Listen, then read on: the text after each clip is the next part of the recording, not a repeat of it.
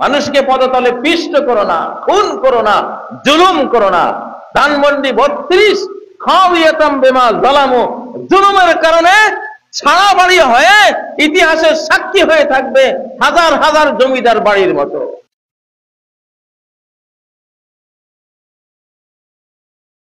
অনেকে বলে যে ধানমন্ডি 32 কি করব, কেউ বলে মসজিদ বানাবো, কেউ বলে জাদুঘর বানাবো, কেউ বলে টয়লেট বানাবো, বিভিন্ন ধরনের কথা।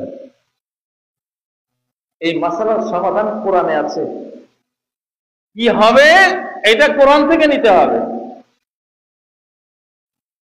আল্লাহ তাআলা বলেন, ফাতিলকা মাসাকিনুহুম খাওয়ায়াতুন বিমা যালামু, ওই দেখো ওদের ঘর বাড়ি পড়ে আছে, উজান বাড়ি,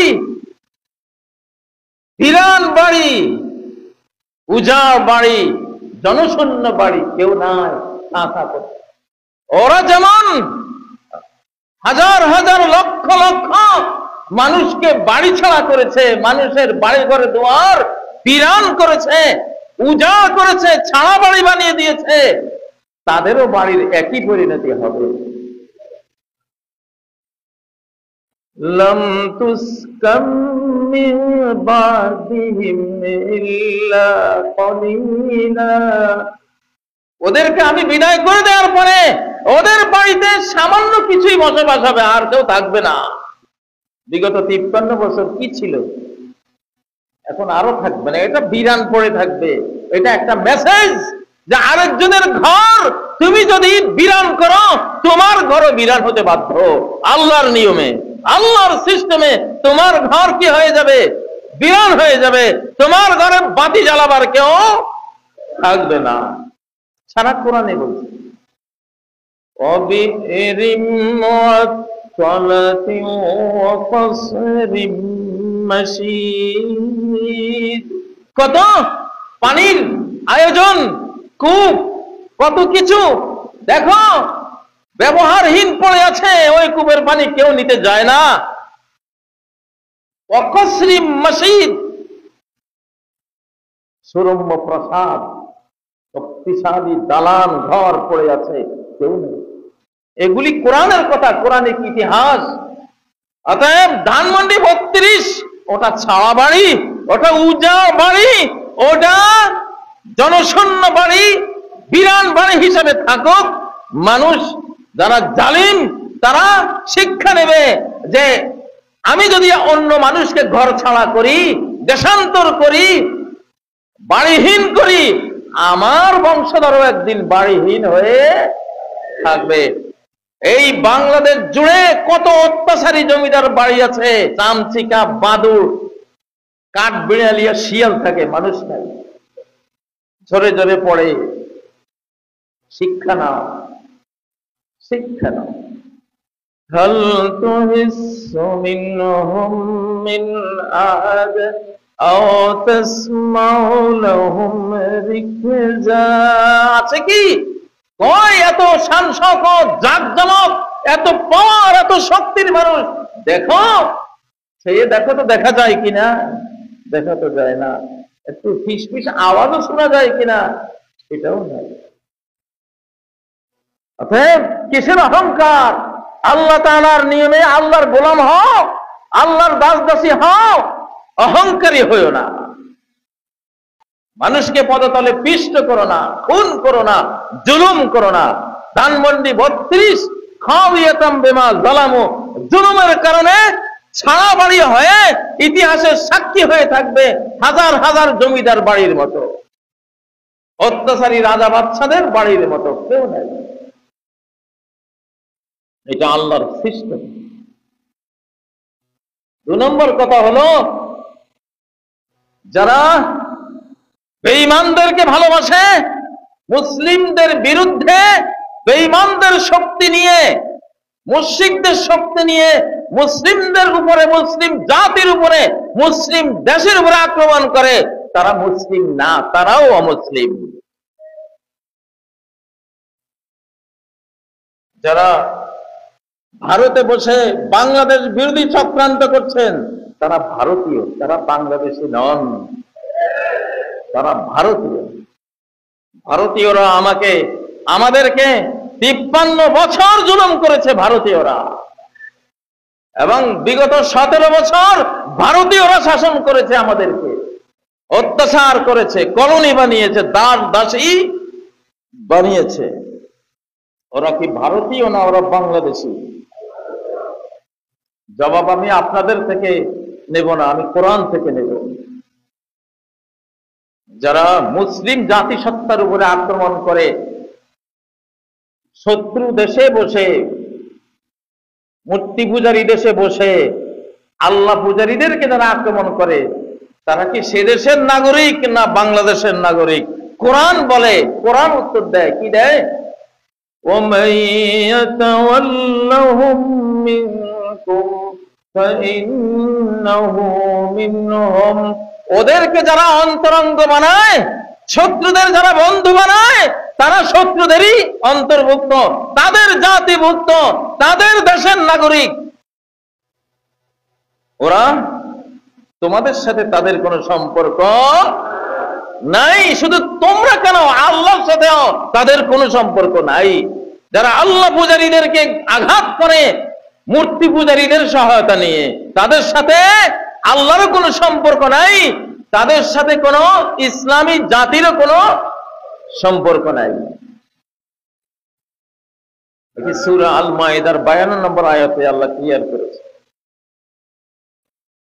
সূরা আলে ইমরানের মধ্যে এই আয়াত রয়েছে, 28 নম্বর আয়াতে, লা ইয়াত্তাখিযিল মুমিনুনাল কাফিরিনা আউলিয়া। মুমিনরা, যাদের ঈমান আছে, বেঈমানদেরকে তারা অভিভাবক, সাহায্যকারী, বুদ্ধিদাতা, পরামর্শদাতা এগুলি হিসাবে গ্রহণ করবে না। পারমিশন নেই। ওয়ামান ইয়াফআল যালিক, যে এটা করবে, বেঈমানদেরকে পরামর্শদাতা, হেল্পার, সাহায্যকারী ইত্যাদি রূপে গ্রহণ করবে, ফালাইসা মিনাল্লাহি ফি শাই, তাদের সাথে আল্লাহর কোনো সম্পর্ক নাই, কোনো সম্পর্ক নেই। তাদের মূর্তির সাথে সম্পর্ক, দেব দেবীর সাথে সম্পর্ক, গণেশ নারায়ণের সাথে সম্পর্ক, আল্লাহর সাথে তাদের কোনো সম্পর্ক নাই। কোরআনের কথা, সূরা আলে ইমরান খুলে দেখো।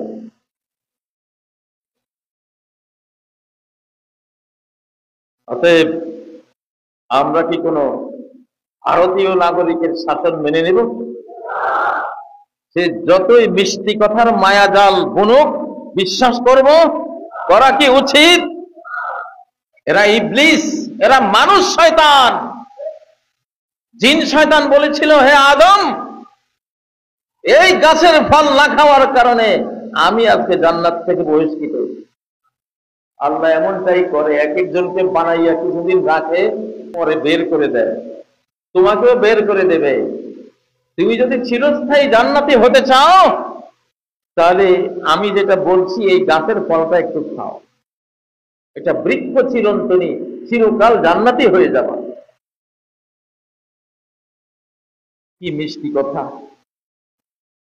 কি মায়াজাল বিস্তার করলো। হযরত হাওয়া আলাইহিস সালাম ইবলিসের এই মিষ্টি কথায় ভুলে গেলেন। স্বামীকে বললেন, খাও না, এত সুন্দর কথা বলে। সে যে কত বড় ফ্রড, কত বড় ফেক, কত বড় ধোঁকাবাজ, প্রতারক, এটা তো হাওয়ায় বুঝে নেই। সে কসম করে বলছে, ইন্নী লাকুমা লামিনান নাসিহিন, আল্লাহর কসম করে বলছি, শুধু তোমাদের ভালোই চাই। তোমরা জান্নাতে থাকো, আমি গেছি, আমার ভাগ্যে যা হওয়ার হয়েছে সেটা নিয়ে আমার আর এখন দুঃখ করে লাভ কি? তোমরাও যাতে ওইরকম না হও, জান্নাত থেকে বহিষ্কৃত না হও, তোমাদের নিয়ে আমার যত টেনশন, যত ডিপ্রেশন, যত চিন্তা, অন্তত তোমরা বেঁচে যাও। মানে আল্লাহকে বানাইছে শত্রু, আর সে হইছে এখন বন্ধু। هل أدلك على شجرة الخلد وملك لا يبلى এমন একটা গাছ যে গাছের ফল যে খাইছে চিরস্থায়ী জান্নাতি হয়ে গেছে। অমুলকিন লা ইয়াবলা, এমন রাজত্ব যে রাজত্বের কোনো ক্ষয় নাই, লয় নাই, পতন নাই, এমন রাজত্ব পেয়ে যাবে এই গাছের ফল থেকে। অথচ খাওয়ার সাথে সাথে উলঙ্গ স্বামী স্ত্রী দুইজন বিভৎস হয়ে বেইজ্জত হয়ে জান্নাত থেকে বহিষ্কার। দুশ্মনের মিষ্টি কথা বিষ, দুশ্মনের মিষ্টি কথা কি বিষ। ভারতে বসে যারা, ভারতের কোলে বসে যারা, মোদির আশ্রয়ে বসে যারা বাংলাদেশ নিয়ে কথা বলে, এরা মোদির মতোই বাংলাদেশের দুশ্মন, বাংলাদেশের শত্রু। এদের পাওনা হলো বুলডোজার, এদের উপযুক্ত পাওনা বুলডোজার। এদের জন্য আযাবুল বুলডোজার, লাইলাতুল বুলডোজার আল্লাহর কাছে বরাদ্দ হয়েছে। আলহামদুলিল্লাহ, আমরা খুব খুশি আল্লাহর আযাবের উপরে। দুষ্টের দমন, শিষ্টের পালন, এটি সুন্নাতুল্লাহ, আল্লাহর নিয়ম। প্রিয় ভাইয়েরা, 3 নম্বর বিষয় হলো কিছু কিছু নেতাদের কথা শুনি। এই নেতারাও মির্জাফর। এই নেতার কিছু কিছু নেতা আছে মির্জাফর, জগৎ শেঠ। এরাও ভারতের দালাল, দালালদের মতো কথা বলে। যেই ফ্যাসিবাদ আল্লাহ বিতাড়িত করেছেন, মানুষ পারে নাই, আল্লাহ নিজে বিতাড়িত করেছেন। কোন সাহসে সেই ফ্যাসিবাদী, আধিপত্যবাদী, সাম্রাজ্যবাদীকে আবার ফেরত আনার কথা তারা বাংলাদেশে বলছে? আল্লাহ তাআলা তার একটা জবাব দিয়েছেন, স্টপ, এই কথা বলো না, তাহলে তোদের পরিণতি ওদের মতো আমি করে দেব, একই পরিণতি হবে। ফাতাবিরু ইয়া উলিল আবসার, চক্ষুওয়ালারা উপদেশ গ্রহণ করো। অতীত ক্রিমিনালদের, অতীত জালিমদের, অতীত ফ্যাসিবাদী, আধিপত্যবাদীদের যেই পরিণতি হয়েছে, সেই পথে তোমরা হাঁটবা, তোমাদেরও একই পরিণতি করে দেব। وَقَدْ خَلَتْ مِنْ قَبْلِهِمُ الْمَثُلَاتُ, তোমাদের আগেই তো, কিছুদিন আগেই তো শাস্তির এক্সাম্পল, উদাহরণ, সাজা ভোগ করে কিভাবে বিদায় হয়েছে চোখের সামনে তো দেখলাম। যেই অপরাধে ওরা ধ্বংস হয়েছে, সেই অপরাধের কথা কোন লোভে, কোন ফাঁদে পড়ে আবার তোমাদের মুখ দিয়ে আমরা শুনছি। নিশ্চয়ই তোমরাও দালাল সেজেছ আরেকবার। আমরা জানি এই দেশের শতকরা 75-80 জন জনগণ যারা, তারা ভালো, অধিকাংশ নেতৃবৃন্দ ভালো, কিন্তু উপরে বসা কিছু দালাল, কিছু মির্জাফর গোটা জাতির বিবেক নিয়ে খেলছে। এটা হতে দেব না আমরা ইনশাআল্লাহ। এটা আকাশ থেকে আল্লাহ এটা হতে দেবেন না। 4 নম্বর কথা হলো নেতৃবৃন্দ, এই দেশের মানুষ এখন আর ফিডার খায় না। ঠকতে ঠকতে এখন এই দেশের মানুষ সবাই বুদ্ধিজীবী।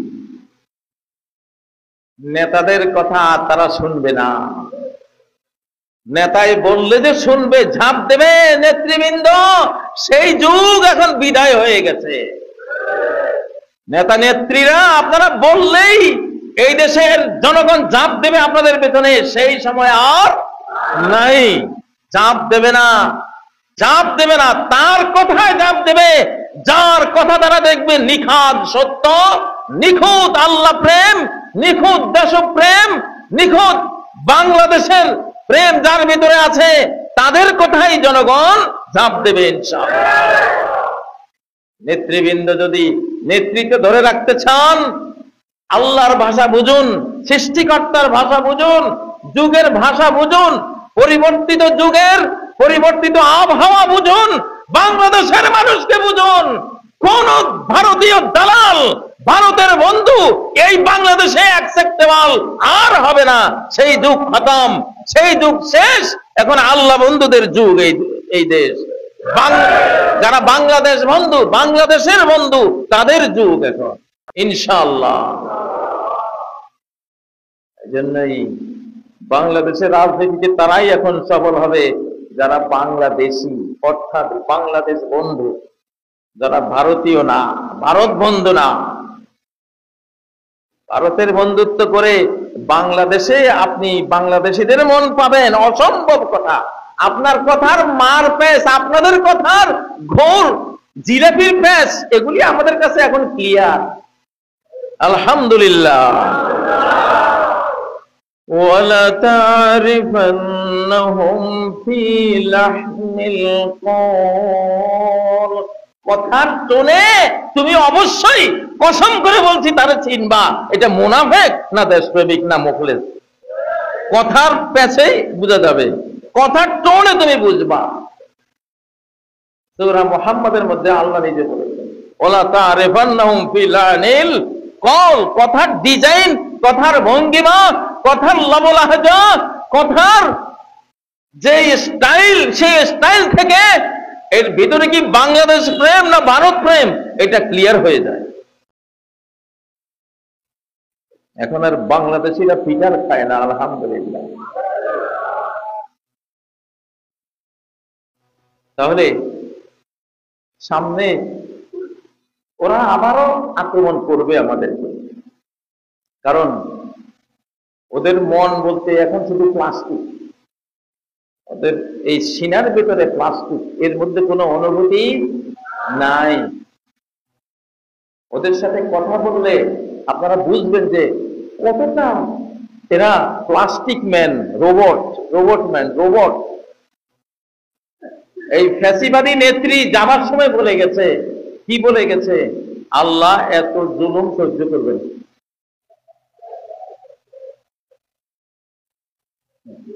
আমি বলি হ্যাঁ ঠিকই তো, আল্লাহ তো এত জুলুম সহ্য করে নাই, তোর এত বড় জুলুম, এত বড় নির্যাতন, এত বড় খুন খারাপি, হালাকু খানের মতো যেই খুন খারাপি দেশে করেছিস, আল্লাহ তো সেটা সহ্য করার মতো না, তিনি করেন নাই, তোরে বিদায় করে দিয়েছেন।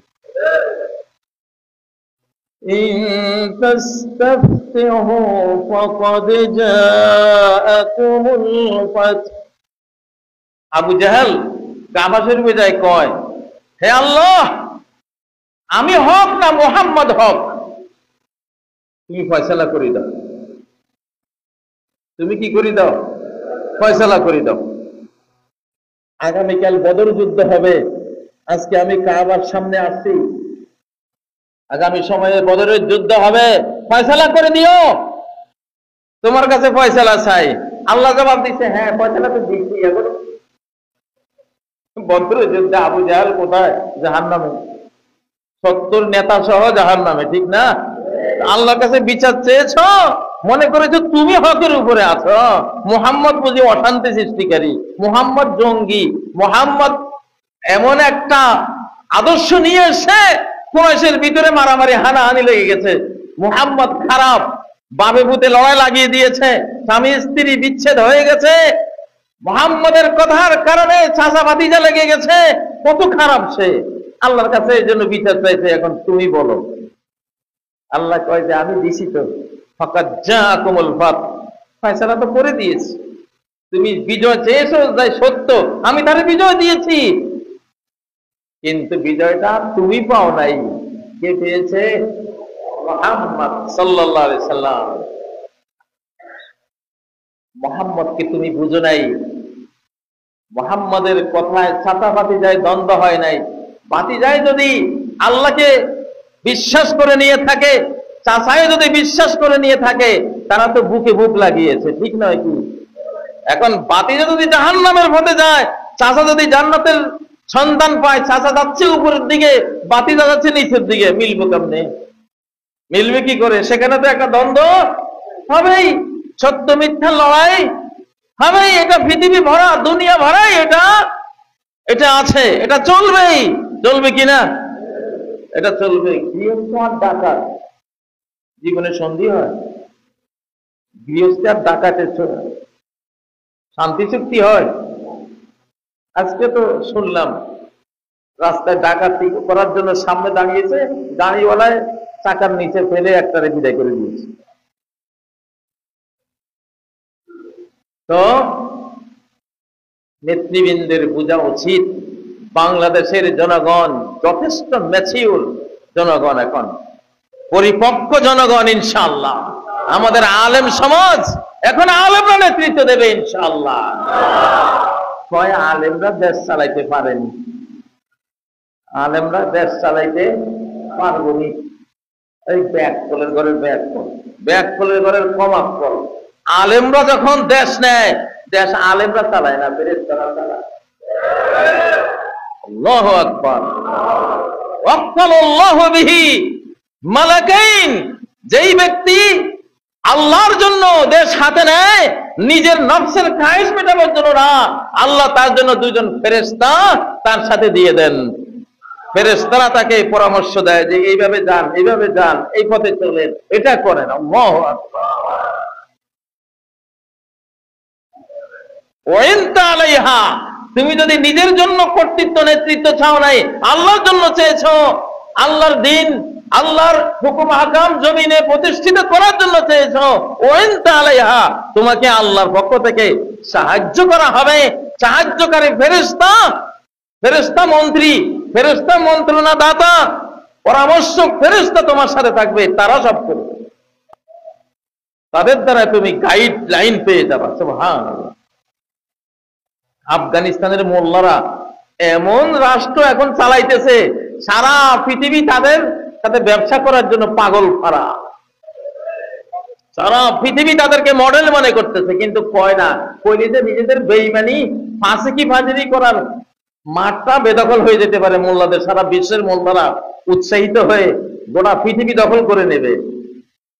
তোরা বলিস আর না বলিস, দখল আমরা করবই, এখন আর উপায় নাই, দখল আমরা করবই। দখল আল্লাহ করে দেবেন। কে করে দেবেন? আল্লাহ করে দেবেন। আল্লাহর নির্দেশ নেমে এসেছে। অতএব নেতৃবৃন্দ তীরের মতো সোজা হয়ে যান। তিনটা গুণ লাগবে, আমি আগে থেকে বলছি। এই জটিল কুটিল বাংলাদেশকে নেতৃত্ব তারাই দিতে পারবে, তিনটা গুণ যার মধ্যে আছে। কয়টা? এক নাম্বার, ইসলামিক হতে হবে, ধর্মপ্রাণ ইসলামিক। এই দেশ ধর্মপ্রাণ মানুষের দেশ। একটা ওয়াজ মাহফিলে 25 লক্ষ লোক আসে, এটা পৃথিবীর ইতিহাসে নাই, পৃথিবীর কোন মুসলিম রাষ্ট্রেও নাই, বাংলাদেশে আছে। ধর্মপ্রাণ আমরা, আমাদের প্রাণ আনছান করে ওঠে, প্রাণ করে আনছান, কি মধুর সে আজান, আল্লাহু আকবার। এই দেশেরই কবিতা। সেজন্য ইসলামিক হতে হবে। রাজনীতি এই যুগে করতে হলে, 5ই আগস্টের পর থেকে রাজনীতি করতে হলে যে তিনটা গুণ অপরিহার্য। এক নাম্বার, ইসলামিক অর্থাৎ ধর্মপ্রাণ হতে হবে, আল্লাহর বন্ধু হইতে হবে, রাসূল বন্ধু হইতে হবে, রাসূলের প্রেমিক হইতে হবে, কোরআনের বন্ধু হইতে হবে। কারণ এই দেশ কদরের রাত্রে এই দেশের জন্ম। 1947-এর 14ই আগস্ট, ওই রাতটা ছিল কদরের রাত, যে রাত এই মানচিত্রের জন্ম হয়েছে, কোরআন নাজিলের রাতে এই মানচিত্রের জন্ম হয়েছে। অতএব রাজনীতি যারা করতে চাও, কোরআন বুকে নাও, কোরআনের ভালোবাসা অন্তরে নাও। 2 নম্বর যেটা লাগবে, বাংলাদেশী হইতে হবে, ভারতীয় হলে হবে না। বলে বাংলাদেশী নাগরিক, ভারতের প্রেমিক হবে না, তুমি ভারতীয়, তোমাকে আউট করে দেবো আমরা। আদতেই তুমি আগামী 53 বছর ভারতেই থাকবা ইনশাআল্লাহ, তুমি ভারতেই থাকবা, এই দেশে আর আসতে পারবা না। এটা আকাশে তোমাকে মঞ্জুরি দেবে বলে কোনো দলিল প্রমাণ খুঁজে পাই না। দলিল পাই যেটা, যে তুমিও যে 53 বছর আমাদের জ্বালিয়েছ, আমাদের দেশান্তরিত করেছ, জেলে পুড়িয়েছ, তোমারও সেই পরিণতি তোমার ভোগ করতে হবে ইনশাআল্লাহ। তাহলে আমাদেরকে বাংলাদেশ প্রেমিক হইতে হবে। ভারত প্রেমিকের জন্য বাংলাদেশে কোন রাজনীতি করতে দেয়া হবে না, হবে না ইনশাআল্লাহ। 3 নম্বর, বাংলা ভাষী হইতে হবে। তোমরা বেশি বেশি ইংরেজি বলো, এত ইংরেজি কইও না, এত ইংরেজি কইও না। এত ইংরেজি আমার কৃষক, রিক্সাওয়ালা, ঠেলা গাড়িওয়ালা, এই দেশের আপামর বুড়া মুরব্বী এত ইংরেজি বুঝে? কঠিন কঠিন ইংরেজি কইও না। ওই যে ইটালির একটা বিশাল জাহাজ, টাইটানিকের পরে টাইটানিকের চেয়েও বড় জাহাজ ডুবে গেছে, কারণ প্রধান ক্যাপ্টেন আর সহযোগী ক্যাপ্টেনের ভাষার মধ্যে একটু গরমিল ছিল। প্রধান ক্যাপ্টেন উনি ফ্রান্সের, আর ওনার সহযোগী ক্যাপ্টেন ইন্দোনেশিয়ার। ভাষা দুইজনের কথা পুরোপুরি বুঝতো না। বুঝতো 90% বুঝতো, 10% বুঝতো না।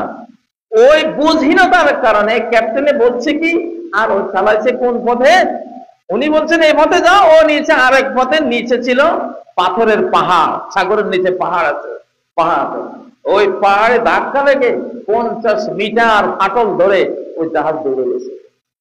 তো সামান্য বুঝহীনতার কারণে কত বড় সর্বনাশ হয়। তোমরা যা বলবা বাংলা ভাষায় বলবা, ক্লিয়ার মেসেজ। আলেমরা যেরকম বাংলা বুঝিয়ে দেয়, ক্লিয়ার বুঝিয়ে দেয়, বাংলা ভাষাকে প্রাধান্য দাও।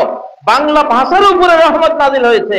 বাংলা ভাষীরা দেড় হাজার বছর থেকে নির্যাতিত একটা জাতি। হিন্দি ভাষীরা আমাদেরকে নির্যাতন করেছে, এখনো করছে। উর্দু ভাষীরাও আমাদেরকে নির্যাতন করেছিল, আমরা ইতিহাস জানি। সেই জন্য আন্তর্জাতিক মাতৃভাষা দিবস এই বাংলা ভাষা দিবস। আলহামদুলিল্লাহ।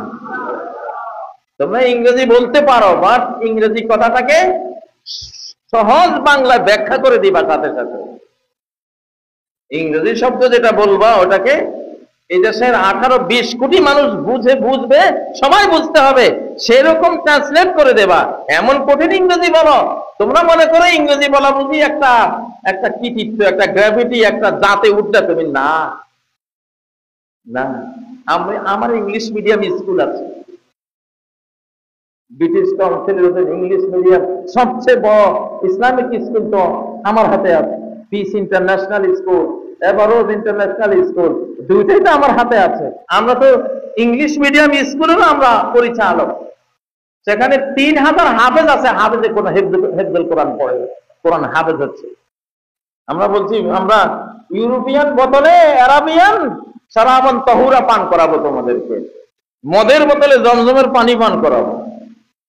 ইংলিশ মিডিয়ামে আমরা দিয়ে দিয়েছি আল কোরআন, আরবিক, হাদিস, ইসলামিক স্টাডিজ, এগুলি সব। তো ওরা বলে কি ভাষা কোনো ফ্যাক্টর না, বুঝতে হলো ফ্যাক্টর, বুঝতে হলো আসল। আপনি যদি যে কোনো ভাষায় আপনার বুঝতে সুন্দর আসবে, এটা হলেই এনাফ।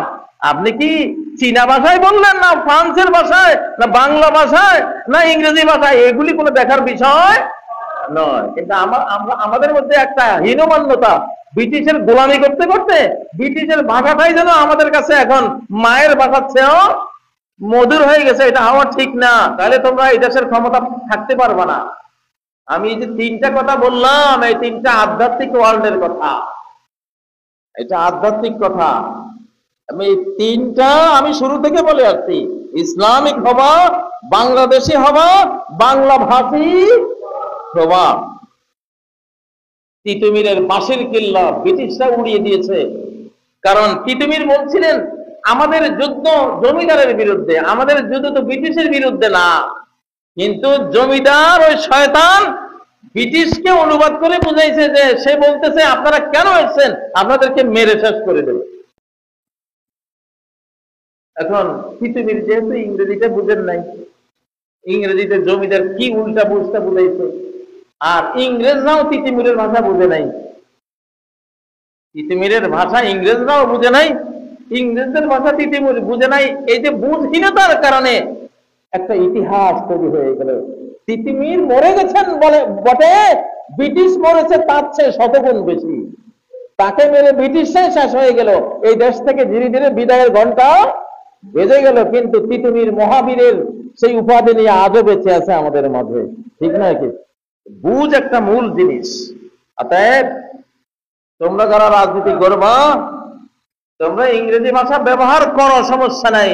সেটা বাংলায় মায়ের ভাষায়, মায়ের ভাষা হলো মাতৃদুগ্ধ। মাতৃদুগ্ধ ছাড়া শিশুর জীবন কখনো নিরোগ হয় না, প্রতিভাবান হয় না, সুস্বাস্থ্যবান হয় না। আল্লাহ তাআলা সব নবী রাসূলকে এই জন্য মায়ের ভাষায় প্রেরণ করেছে। মায়ের ভাষা। তোমরা মায়ের ভাষায় তোমরা কি বলছো, ইংরেজিতে কি বলেছো, মায়ের ভাষায় বুঝিয়ে দেবা, তাহলে তোমাদের রাজনীতিটা পারফেক্ট হবে, তোমরা সফল হবা। যাই হোক, আজকে কয়টা কথা বললাম। আল্লাহ তাআলা আমাদের বাংলাদেশের নতুন নবীন প্রবীণ প্রজন্মকে এই কথাগুলো শোনার, কোরআনের এই কথাগুলো বোঝার তৌফিক দান করুন। আকুলু কওলি হাযা ওয়া আস্তাগফিরুল্লাহ লি ওয়া লাকুম ফাস্তাগফিরুহু ওয়া তুবু ইলাইহি ইন্নাহু হুয়াল গফুরুর রহিম।